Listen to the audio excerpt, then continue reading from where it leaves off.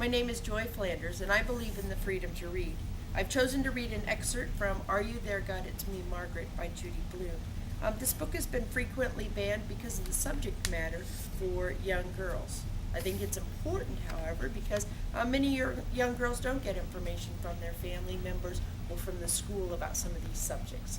So I want to read to you chapter 11, I believe it is, in the book. By the first week in December, we no longer used our secret names at PTS meetings. It was too confusing, Nancy said. Also, we just about gave up on our boy books. For one thing, the names never changed. Nancy managed to shift hers around. It was easy for her with 18 boys. But Janie and Gretchen and I always listed Philip Leroy, number 1. There was no suspense about the whole thing. And I wondered, did they list Philip Leroy because they really liked him? Or were they doing what I did, making him number 1 because he was so good looking?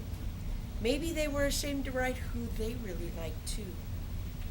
The day that Gretchen finally got the guts to sneak out her father's anatomy book, we met at my house, in my bedroom, with the door closed and a chair shoved up in front of it. We sat on the floor in a circle with the book open to the male body.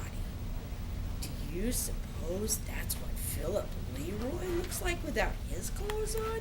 Janie asked. Well, naturally, dope. I know where it was. Look at all those veins and stuff, Janie said. Well, we all have 'em, Gretchen cried out. I think they're ugly, Janie said. You better never be a doctor or nurse, Gretchen told her. They have to look at this stuff all the time. Turn the page, Gretchen, Nancy said. The next page was the male reproductive system. None of us said anything. We just looked until Nancy told us, my brother looks like that. How do you know? I asked. He walks around naked, Nancy said. My father used to walk around naked, Gretchen said, but lately he stopped doing it. My aunt went to a nudist colony last summer, Janie said.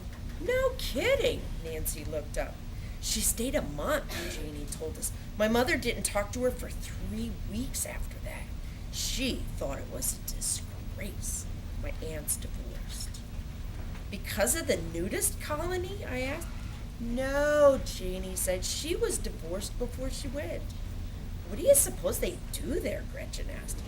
Just walk around naked is all my aunt says. It's very peaceful.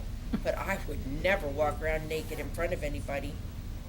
What about when you get married? Gretchen asked. Even then, Janie insisted. You're a prude, Nancy said. I am not. It has nothing to do with a prude. When you grow, you'll change your mind, Nancy told her. You'll want everybody to see you. Like those girls in Playboy?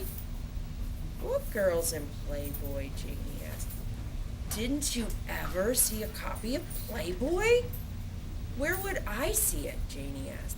My father gets it, I said. Do you have one around? Nancy asked. Sure. Go get it, Nancy told me. Now? I asked. Of course. I don't know. Look, Margaret, Gretchen went to all the trouble of sneaking out her father's medical book.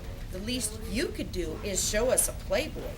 So I opened my bedroom and went downstairs, trying to remember where I had seen the last issue.